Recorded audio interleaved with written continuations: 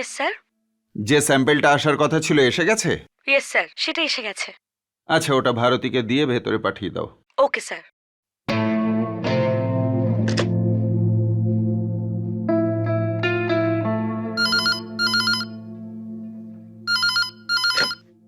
Hello. Ma'am, sir আপনাকে ডাকছেন।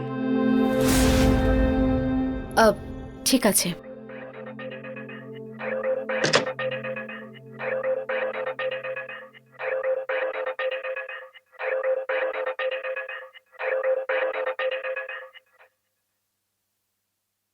মে I come in sir? May I মানে? ইউ আর মোস্ট ওয়েলকাম, এসো। এগুলো স্যাম্পলসের ফাইল স্যার। হ্যাঁ, তুমি দেখেছো? হ্যাঁ। তোমার এই স্যাম্পলগুলো কেমন লাগলো? হ্যাঁ স্যার, আমার মতে তো সমস্ত স্যাম্পলগুলোর কালার, থিকনেস সব ঠিক আছে। আমারও সেটাই লেগেছে। সত্যি কালার সেন্সটা তোমার দুর্দান্ত। রেড, অরেঞ্জ, ইয়েলো, তুমি যে কালারই পরো না কেন তোমায় দারুণ দেখতে লাগে। Thank you sir. লাঞ্চ করেছো তুমি? হ্যাঁ। লাঞ্চ করেছো? আসলে বলো হ্যাঁ কি না। হ্যাঁ স্যার।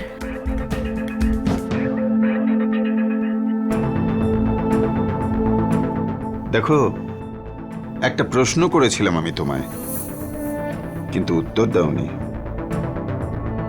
আসলে এখনো আমি সেসবের ব্যাপারে কিছু ভাবিনি।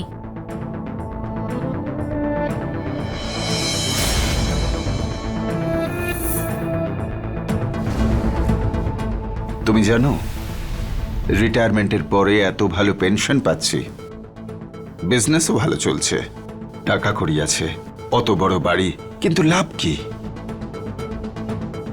I can understand sir. আরে যদি বুঝেই থাকো তাহলে প্রবলেমটা কি তোমার? স্যার ওই আসলে আমার মায়ের রেসপন্সিবিলিটিস আছে আমার উপরে। বুঝতে পারছি। স্যার আমার এই ব্যাপারে ভাবার জন্য একটু সময় চাই। তাহলে ভাবো না। আর আমার এর উত্তরটা হ্যাঁই চাই কি ভাবো। ঠিক আছে sir.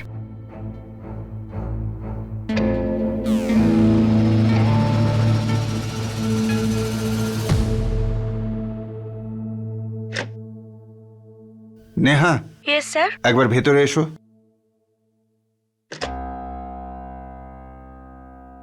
Sir may I coming?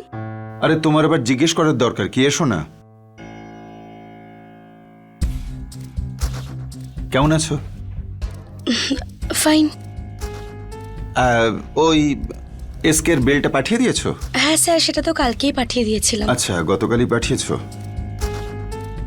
তোমার ভাইয়ের অ্যাডমিশনের কি হলো? ওটারই একটু টেনশন রয়েছে। আরে আমি আছি তো। হ্যাঁ, আমি সাহায্য করব তোমাকে। No no sir, thanks, I will manage. আজ তোমার জন্মদিন? No sir. তাহলে তোমায় এত সুন্দর লাগছে কেন? স্যার স্যার ওই অ্যাকাউন্টের লোকেদের ফাইল পাঠাতে হবে, আমি আসছি। Happy birthday in advance. আরে কি করছো কি? যেতে দাও আমায়। যদি এইভাবে চিৎকার করো, সব লোকজনকে এক জায়গায় করে ফেলবো আমি। দেখো, সিন ক্রিয়েট করো না, এখানে আমার সম্মান আছে। সম্মান? এমন অপমান করব না তোমাকে, সব সম্মান ধুলোয় মিশে যাবে। আরে কি চাইছো তুমি? ডিভোর্স তো দিয়ে দিয়েছি তোমায়। পেনশন, যেটা তুমি ডিভোর্সের পর আমায় দিতেই চাইছো না। সামনের মাস থেকে দেব, এখন প্লিজ। এক সেকেন্ড, তোমার ওই মিষ্টি মিষ্টি কথা শুনতে চাই না আমি। 8 দিন সময় দিচ্ছি, আমাকে আমার অ্যাকাউন্টে টাকা পাঠিয়ে দেবে। আর যদি না পাই, কি করব তুমি ভাবতেও পারবে না। জানি আমি, টাকার জন্য অনেক কিছু করতে পারো তুমি। হ্যাঁ, কারণ যতদিন তুমি বেঁচে থাকবে তোমাকে শান্তিতে থাকতে দেব না, মনে রেখো। দেখ মা, ওই লোকটা অনেক বয়স্ক। যদি আমরা একটু চেষ্টা করি তাহলে তোর বয়সী ছেলে পাওয়া যাবে। কিন্তু মা, ছেলের বাড়ি তো পণও চাইতে পারে। কোথা থেকে আনবো আমরা সেসব টাকা? তার উপরে ভাইয়ের পড়াশোনা, তোমার চিকিৎসার জন্য টাকা। উনি হয়তো এই সব কিছু সামলে নেবেন। দেখ মা, আমি নিজের সুবিধার জন্য তোর জীবন বাজি রাখতে পারবো না। মা, শুধু সুবিধার ব্যাপার নয়, সব থেকে বড় ব্যাপার হলো যে জয়দেববাবু ভীষণ ভালো মানুষ, আমাকে পছন্দও করেন, আর দেখেও ওনাকে অতটা বয়স্ক মনে হয় না। আমার সম্পূর্ণ বিশ্বাস যে আমি নিশ্চয়ই ওনার সাথে ভালো থাকবো। দেখ মা, আমার কাছে তোর আনন্দটাই সব থেকে বড়। শুধু একবার সিদ্ধান্ত নেওয়ার আগে ভেবে নে।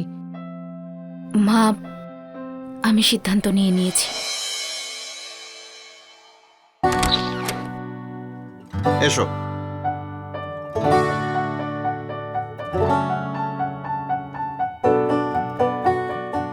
ব্যাস, এবার দেখে নাও, এই হলো আমার ছোট্ট নীড়।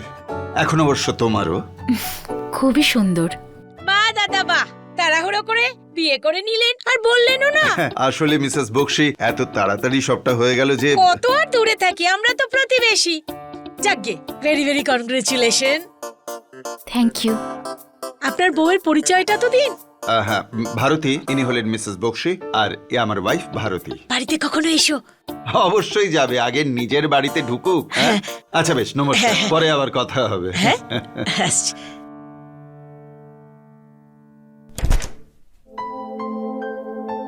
খুব অদ্ভুত লাগছে আমার।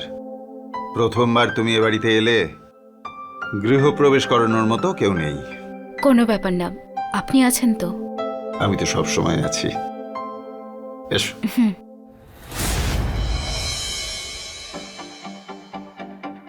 পছন্দ হয়েছে?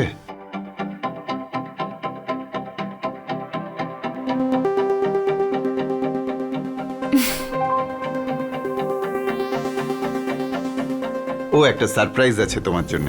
ওয়েট।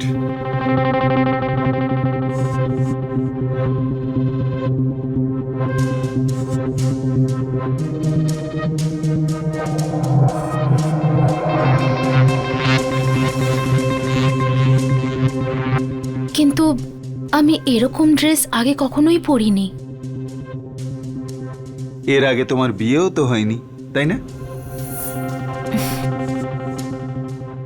বিশ্বাস করো, খুব হট দেখতে লাগবে তোমায়। প্লিজ।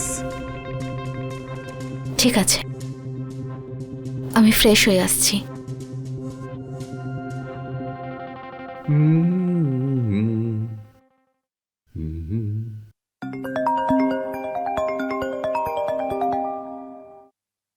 আরে বল।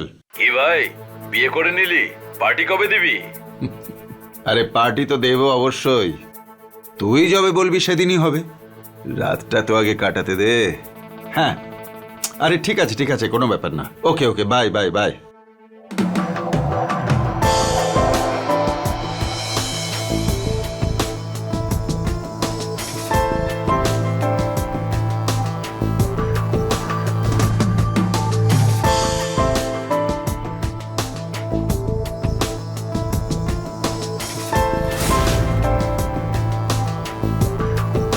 এসব কি, আপনি ড্রিঙ্ক করছেন? আরে আজ আমার জীবনের অনেক বড় একটা খুশির দিন। আচ্ছা লাস্ট।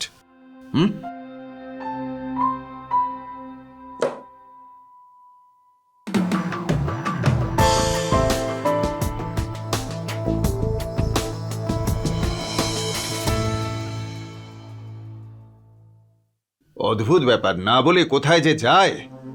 ভারতী, ভারতী,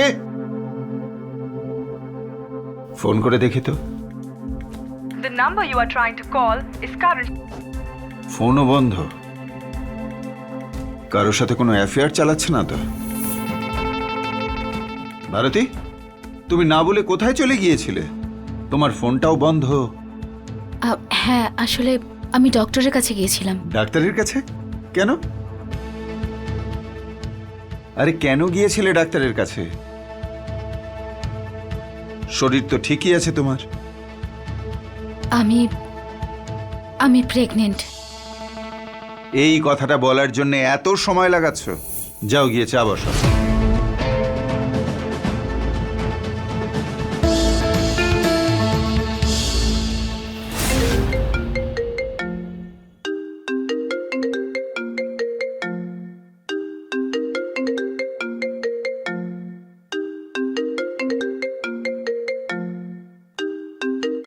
হ্যালো, হ্যাঁ মা।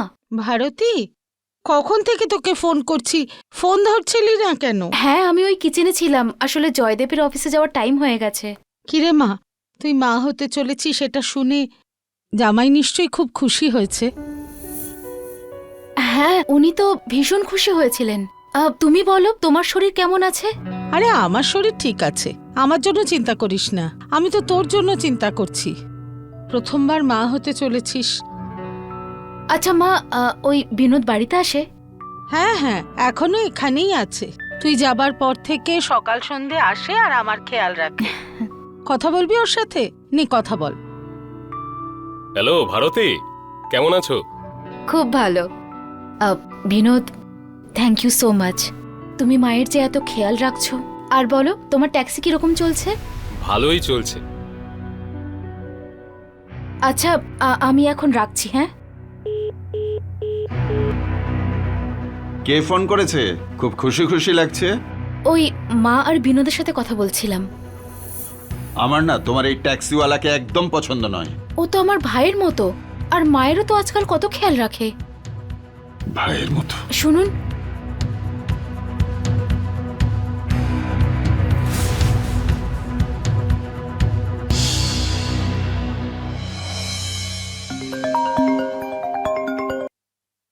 আরে how can you ask for more money? গত মাসেই তোমাকে 50,000 টাকার টিভি দিয়েছি, অত বড় একটা টিভি। ওকে ওকে, করছি কিছু ব্যবস্থা। ওকে, ডোন্ট শাউট। জয়, ওই মহেশ্বরী ফার্ম হাউসের ফোন এসেছিল, ও জিনিস ডেলিভারির ব্যাপারে খোঁজ করছিল। হ্যাঁ তো বলে দে না। হ্যাঁ, অলরেডি বলে দিয়েছি আমি। আচ্ছা, তুমি কি ওই অ্যাকাউন্ট থেকে 2 লাখ টাকা তুলেছো? একটা আর্জেন্সি এসে গিয়েছিল রে ভাই, নিয়েছিলাম। এটা তো আমাকে আগে বলা উচিত ছিল, সাপ্লায়ার্সদের পেমেন্ট করতে হবে। আরে তাড়াতাড়িতে ভুলে গেছি রে ভাই। আই মিন, দেখ এখন তুই নিজের থেকে দিয়ে দে, আমি নেক্সট উইক তোকে দিয়ে দেবো। হ্যাঁ ঠিক শোধ করে দিও কিন্তু। আরে 100%। টাকা তো আমারও দরকার। আরে ভাই, আমি তো, টেনশন কেন করছিস তুই? বস, আমি একটু কাজ সেরে আসছি, ঠিক আছে?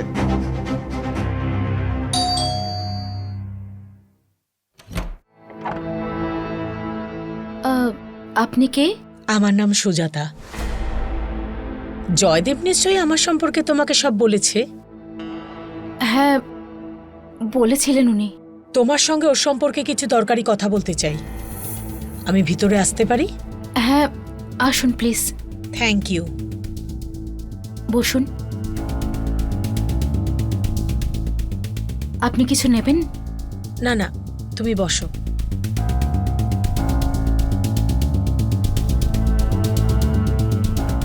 আই এম সরি, আমি তোমার সঙ্গে এইভাবে কথা বলছি, কিন্তু আমি তোমার থেকে 7-8 বছরে বড়ই হব। না, কোনো ব্যাপার না। আপনি বলুন, কি বলতে চান আমাকে? তুমি কি জানো তুমি জয়দেবের 5ম স্ত্রী?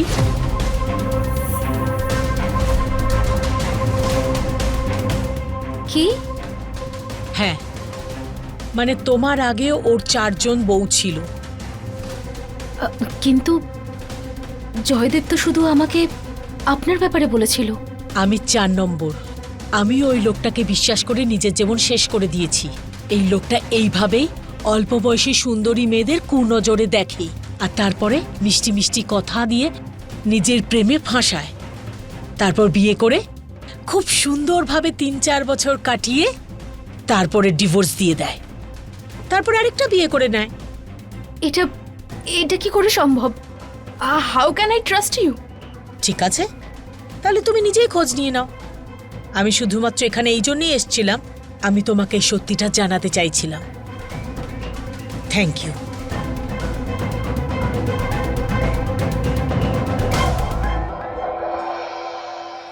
শুনুন, হ্যাঁ,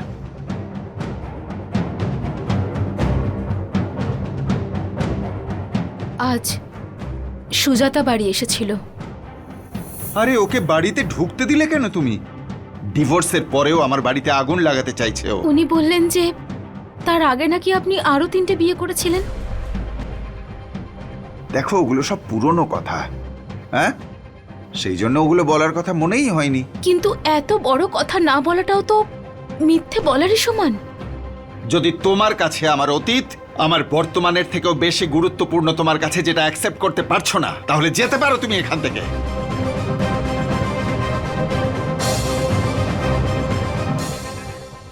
লা লা লা লা লা লা লা লা লা লা।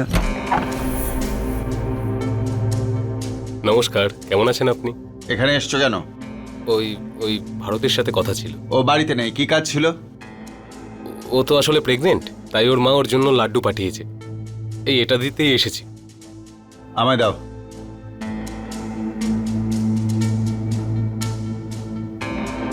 আর কিছু চাই? না, শুধু ওকে বলে দেবেন যে আমি এসেছিলাম। এবার যাও। আসছি, নমস্কার।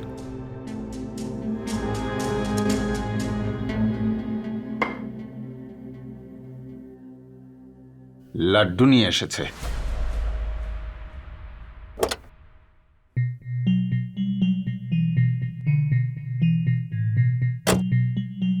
বিনোদ,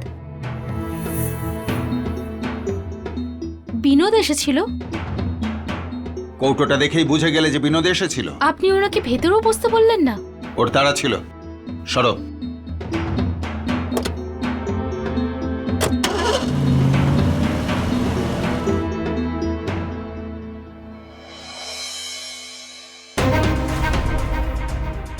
কি ব্যাপার, আজ দেখছি একবারে রেডি হয়ে বসে আছো তুমি। So beautiful. আজকে আপনার আমাকে ডক্টরের কাছে নিয়ে যাওয়ার কথা ছিল সোনোগ্রাফির জন্য। I am so sorry. Sorry, আমি ভুলে গেছিলাম। এটা কোনো ভোলার বিষয়? আমি আপনাকে ফোনও করেছিলাম, কিন্তু আপনি ফোনও ধরেননি। হয়তো হয়তো ফোন সুইচ অফ ছিল। সরি বললাম তো, নেক্সট টাইম এরকম হবে না। প্লিজ প্লিজ মাফ করে দাও। হ্যালো ভারতী, তুমি জয়দেবের বাকি স্ত্রীদের ব্যাপারে খোঁজ নিয়েছো? আমার সেটার কোনো প্রয়োজন নেই। উনি এখন আমার সাথে আছেন, আমার জন্য সেটাই যথেষ্ট। তুমি দেখে নিও, ও তোমাকেও আরেকজনের জন্য ছেড়ে দেবে। আমি ওনাকে বিশ্বাস করি। ভারতী, আমি পৃথিবী দেখেছি, আর যখন কোনো ইয়াং মেয়ে কোনো বুড়ো লোককে বিয়ে করে না, হয়তো তার কোনো কিছুর প্রয়োজন আছে বা দুর্বলতা। আপনি কি বলতে চান? দেখো, আমি এটাই বলতে চাইছি যে তুমি যদি চাও, তাহলে আমরা দুজনে মিলে এই ঠকবাজের থেকে এত টাকা নিতে পারবো যে আমাদের সারা জীবন আর কোনো চিন্তা করতে হবে না, আর আর তোমাকে ওর সঙ্গেও থাকতে হবে না। সুজাতা দেবী, আপনি ভুল নাম্বার ডায়াল করে ফেলেছেন। আর প্লিজ আর আমাকে ফোন করবেন না। ভারতী, তুমি অনেক পস্তাবে।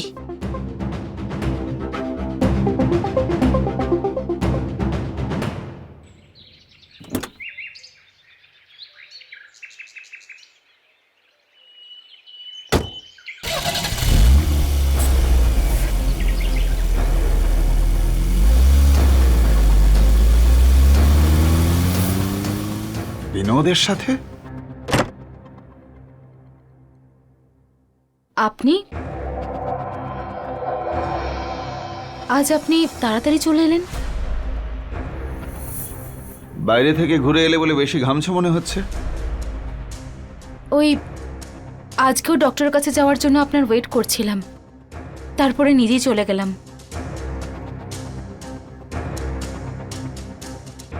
এক মিনিট, বলছি ফিরলে তুমি কিসে করে? অটো করে। অটোতে?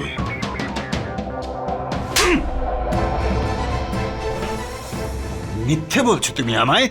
হ্যাঁ, আমি তোমাকে আর বিনোদকে ওর গাড়িতে একসাথে দেখেছি। মিথ্যা কথা বলছো আমায়। বিনোদ আমার ভাইয়ের মতন, আর আপনি ওকে পছন্দই করেন না, তাই জন্য মিথ্যে বললাম। ভাইয়ের মতো?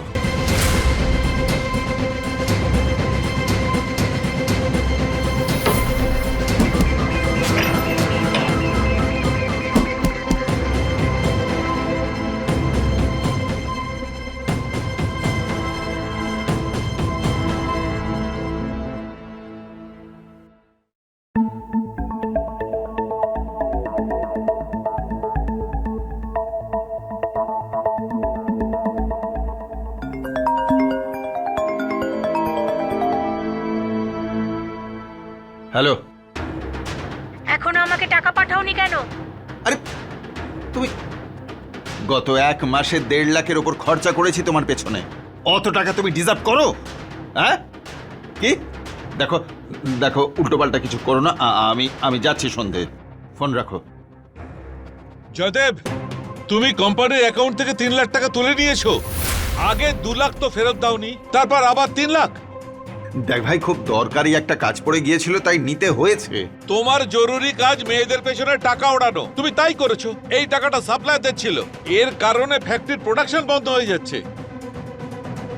ভাই চেঁচাস না, আমি চেষ্টা করছি জোগাড় করার। আরে তুমি যা করবার করো, আমি এই পার্টনারশিপ এখনই শেষ করলাম। আর তুমি আমার সব হিসাব করো। নাও নাও, তাড়াতাড়ি করো। আরে এই গরম অন্য কাউকে দেখাবি, বুঝলি? বললাম না, চল বেরো এখান থেকে, বেরো। দেখো, আমি যদি আমার টাকা 2 দিনের মধ্যে না পাই, তবে তোমার ব্যবস্থা করব। মনে রেখো, 2 দিনের মধ্যে। যাও এখান থেকে, যা, বেরো এখান থেকে।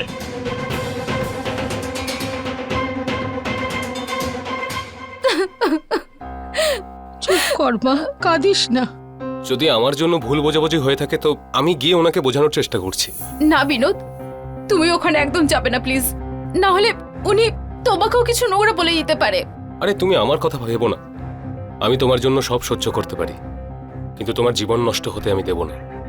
বিনোদ দাঁড়াও, বিনোদ দাঁড়াও প্লিজ। জয়দেব বাবু, আমি আপনার সামনে হাত জোড় করছি, আপনার পায়ে ধরছি, আপনি প্লিজ ভারতীর সঙ্গে এরকম করবেন না। ও নির্দোষ, প্লিজ। এবার ওই লুজ ক্যারেক্টারের পাপটা দুজন মিলে আমার ঘাড়ে চাপাতে চাইছিস? বোকা ভেবেছিস তুই আমায়? এই, ততটুকুই বল যতটুকু আমি সহ্য করতে পারি। যদি তুই ভারতে আর ওর হবু সন্তানকে আপন না করিস, আমি তোর জীবন একেবারে তছনছ করে দেব, বুঝতে পেরেছিস? নমস্কার, আমি হলাম সুধা চন্দ্রন, আর আপনারা দেখছেন ক্রাইম অ্যালার্ট। পৃথিবীতে যে ক্রাইমই ঘটুক, তার পিছনে অনেক সময় কিছু ব্যাপার দায়ী থাকে, আর সেটা হলো কাম, ক্রোধ, লোভ, মোহ আর অহংকার। কাম অর্থাৎ বাসনা, ক্রোধ অর্থাৎ রাগ, লোভ অর্থাৎ লালসা, মোহ অর্থাৎ আকর্ষণ, আর অহংকার অর্থাৎ অহমিকা। এই সমস্ত দোষের আমাদের মন থেকে উৎপত্তি হয়, আর যখনই আমাদের মনের উপর কন্ট্রোল চলে যায়, আমরা কখনো এই সমস্ত দোষের শিকার হয়ে পড়ি কিংবা অন্যদের নিজেদের শিকারে পরিণত করি। আমাদের আজকের কাহিনী দেশের রাজধানী দিল্লিতে বসবাসকারী এমন এক মানুষের কাহিনী, যার নিজের মনের উপর কোনো রকম নিয়ন্ত্রণ ছিল না, আর তার যে পরিণতি হলো তাতে সবাইকে খুব বিস্মিত করে তুলল।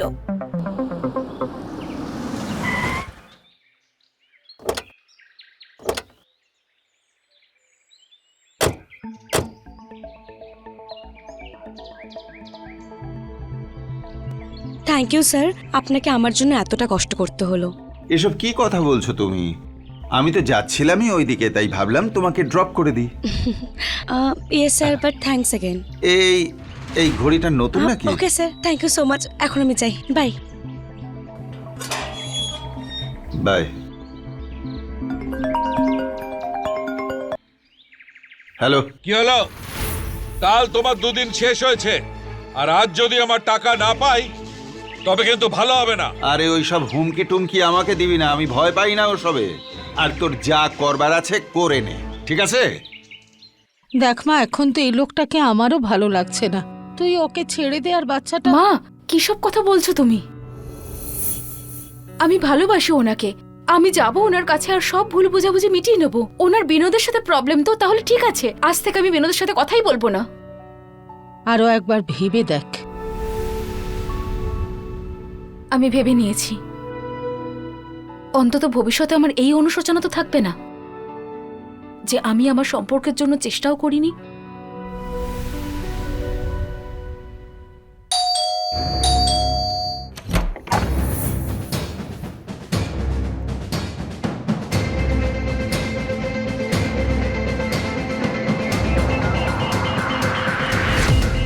জয়দেব,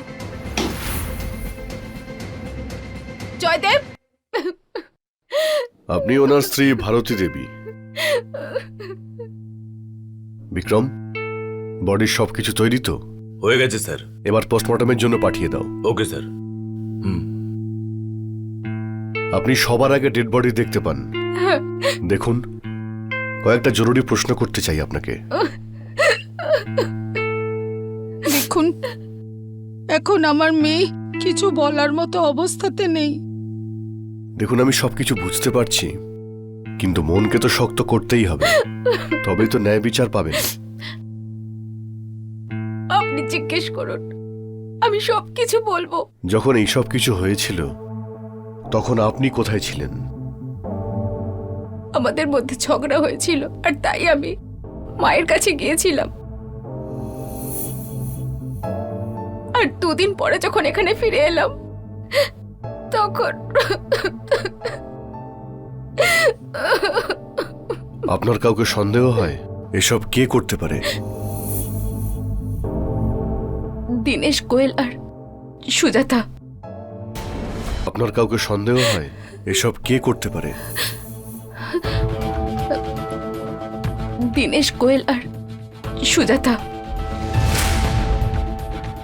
কারা এনারা? দীনেশ ওনার বিজনেস পার্টনার, আর সুজাতা জয়দেবের এক্স ওয়াইফ। আর এই দুজনেই অনেক দিন ধরে ওনাকে টাকার জন্য খুব বিরক্ত করছিল। বিক্রম, একটা কাজ করো, এখানের আশেপাশে যতগুলো সিসিটিভি আছে সেই ফুটেজগুলো ভালো করে চেক করো। Okay sir. ওই কি জানেন তো স্যার, স্যার আমাদের কলোনিতে একটাও সিসিটিভি নেই। আপনি কে? আমি প্রতিবেশী, ওনাদের পাশের বাড়িতেই থাকি। আপনি কাউকে এখানে যেতে আসতে দেখেছেন? ওই কি জানেন তো স্যার, দুপুরবেলা আমি একটু ঘুমাই, তাই দেখতে পাইনি। ঠিক আছে। স্যার, উনি দীনেশ, জয়দেবের পার্টনার। তুমি জয়দেবকে হুমকি দিয়েছিলে না? কি? হ্যাঁ স্যার, হুমকি অবশ্যই দিয়েছিলাম, কিন্তু আমি ওকে মারতে পারি না। I am not a criminal. ছেলেপুলে নিয়ে ঘর করি স্যার। আচ্ছা, যেদিনকে খুনটা হয় সেদিন সকাল থেকে সন্ধে পর্যন্ত কি করছিলে? আমি ওই 3-4 জন ক্লায়েন্টের সঙ্গে মিটিং করছিলাম। বিক্রম, এর কাছ থেকে 3-4 জন ক্লায়েন্টের নাম্বার নাও আর ক্রস চেক করো, দেখো কি সত্যি বলছে নাকি মিথ্যে।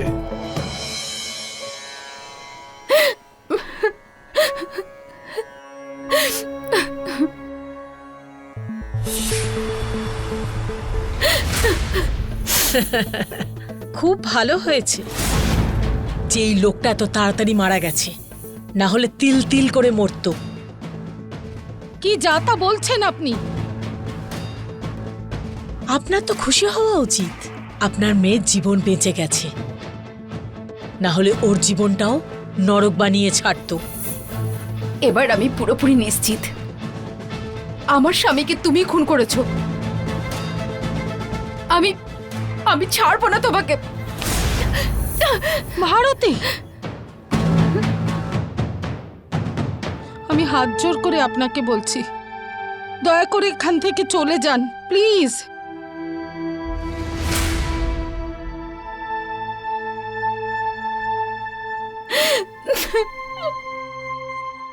ওরকম করে না।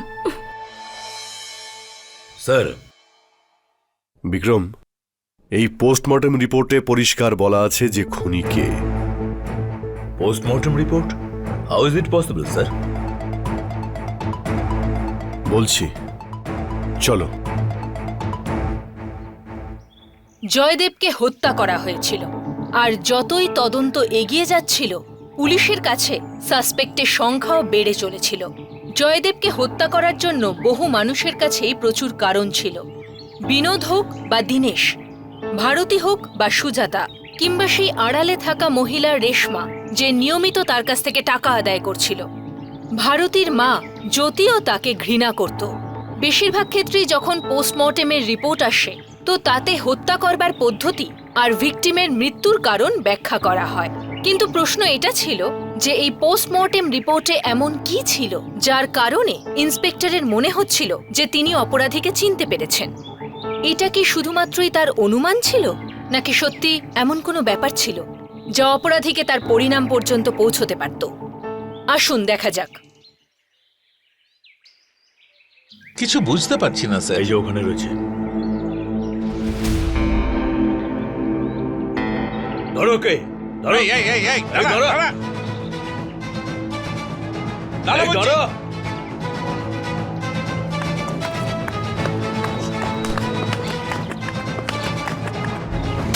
স্যার স্যার আমি কিছু করিনি স্যার।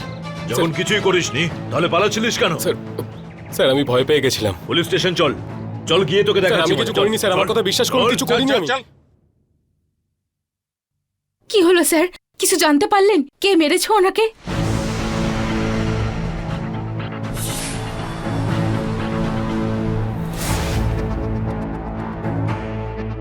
তুমি?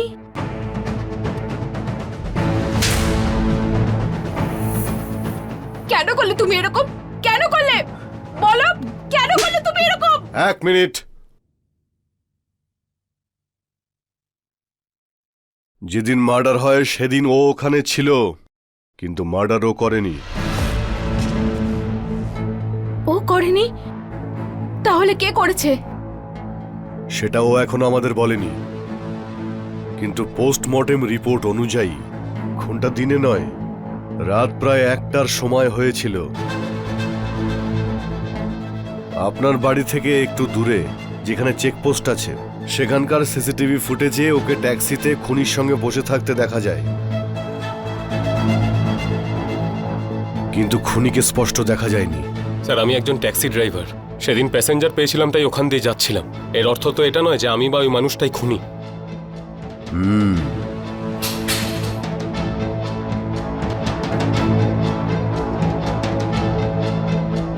কথাটা তো তুই ঠিকই বলেছিস, কিন্তু পোস্টমর্টেম রিপোর্টে একটা কথা পরিষ্কার করে লেখা রয়েছে, সেটা হলো যে জয়দেবকে খুন করেছে সে আসলে সব কাজ বাঁ হাত দিয়ে করে, মানে হলো লেফটি।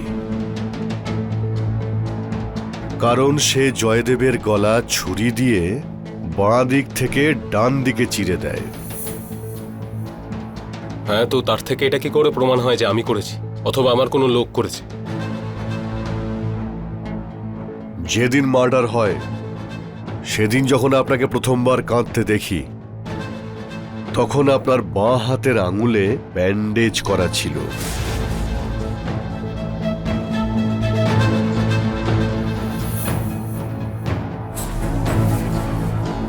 জানতে পারি আপনার আঙুলে কি করে লেগেছিল? জানতে পারি আপনার আঙুলে কি করে লেগেছিল? ওই আসলে সবজি কাটতে গিয়ে কেটে গেছিল। আর তাছাড়া আমি ওনাকে কেন মারবো? কারণ উনি আপনাকে বাড়ি থেকে বের করে দিয়েছিলেন। হ্যাঁ, সেটা তো সবাই জানে, কিন্তু সবকিছু ভুলে গিয়ে আমি তো ক্ষমা করে দিয়েছিলাম। মার্ডার 1টার সময় হয়, ঠিক তার আধ ঘন্টা পরে মানে 1:30টার সময় আপনি ফিরে যাচ্ছিলেন। তাই আপনার বাড়ির একদম কাছের চেকপোস্টের সিসিটিভি ফুটেজে আপনাদের পরিষ্কার দেখতে পাওয়া গেছে। আপনি চাইলে ওই ফুটেজে আমরা আপনাকে দেখাতে পারি। আর সবাই জানে আপনি সব কাজ বাঁ হাত দিয়ে করেন, আমি লেফটি। দেখুন, এখনো সময় আছে, সব সত্যিটা স্বীকার করুন, মিথ্যে বলার চেষ্টা করবেন না। বলুন এই মার্ডার আপনি কেন করেছেন, কি কারণ ছিল? কারণ উনি এইটারই যোগ্য। ওনার মার্ডার হওয়ার 2 দিন আগে আমি গিয়েছিলাম ওনার কাছে, আর ওই দিন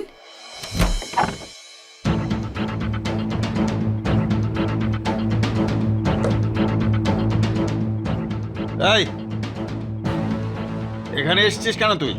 হ্যাঁ, আরে যা তোর প্রেমিকের বাড়ি গিয়ে থাকবে, যা যা, বেরো বেরো, হাট। জয়দেব বাবু, ও ভাই আমার, আর আমি আজকের পর থেকে কথাই বলবো না ওর সাথে। আপনি যা বলবেন আমি তাই করব। ঠিক তো? যা বলবো তুই তাই করবি তো? তাহলে তোকে আমি থাকতে দেব। শুধু বাচ্চাটাকে নষ্ট কর। জয়দেব বাবু, এটা আপনারই সন্তান আর আপনি তাকেই মেরে ফেলার কথা বলছেন। আপনার লজ্জা করে না? এই, ওটা আমার বাচ্চা নয়, এটা তোর আর ওই ট্যাক্সিওয়ালার পাপ, বুঝলি? জয়দেব তুই বাবু, তুই যদি নষ্ট না করিস আমি মেরে দেবো। দাঁড়া, দেখাচ্ছি। জয়দেব দাঁড়া। বাবু, জয়দেব বাবু পাগল হয়ে গেছেন।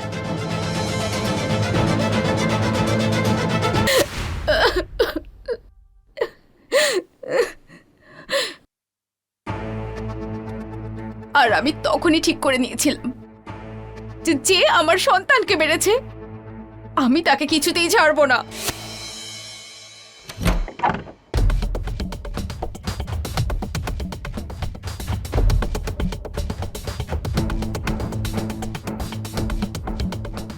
জয়দেব বাবু, আমি আপনাকে ছাড়া থাকতেই পারবো না। আমার তো বিশ্বাসই হচ্ছে না যে তুমি ফিরে এসেছো। দারুণ দেখতে লাগছে তোমায়। যদি দারুণই লেগে থাকে তাহলে জড়িয়ে ধরবেন না আমাকে?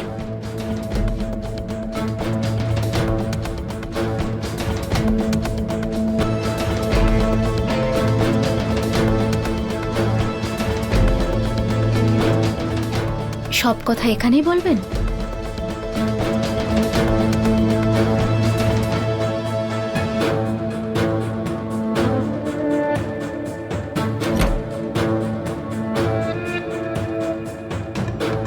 আসুন, ভেতরে আসুন।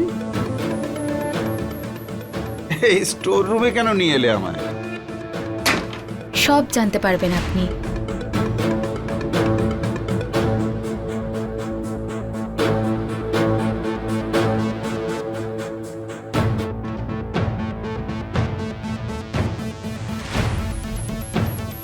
আজকের রাতটা আপনি আর আমি সারা জীবন মনে রাখবো।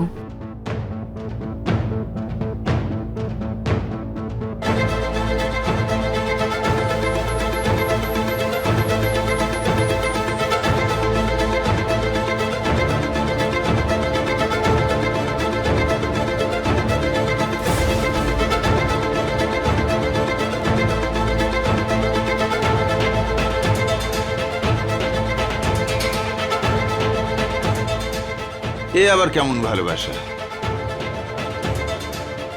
এমন ভালোবাসা যা না আপনি কখনো আগে দেখেছেন আর না কখনো শুনেছেন। নিজের চোখ বন্ধ করুন। কিন্তু কেন? নিজের চোখ বন্ধ করুন। কিন্তু কেন? আমার লজ্জা লাগছে, আর যতক্ষণ আমি না বলবো আপনি খুলবেন না।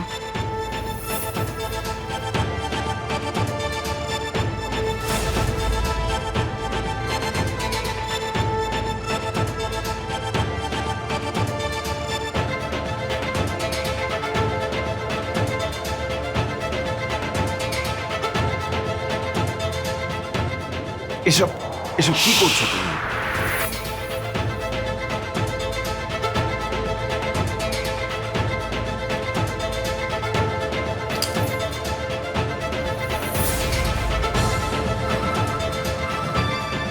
নিজের চোখ খুলুন। বেশ খুলছি।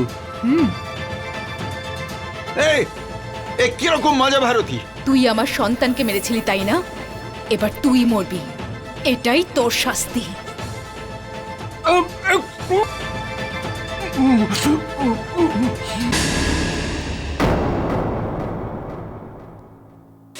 ও এটাই পাওয়ার যোগ্য ছিল। আর সত্যি কথা বলতে আমি যা করেছি তাতে কোনো লজ্জা নেই আমার। মানছি জয়দেব ভালো লোক ছিলেন না, কিন্তু আইনকে কেউ নিজের হাতে নিতে পারে না।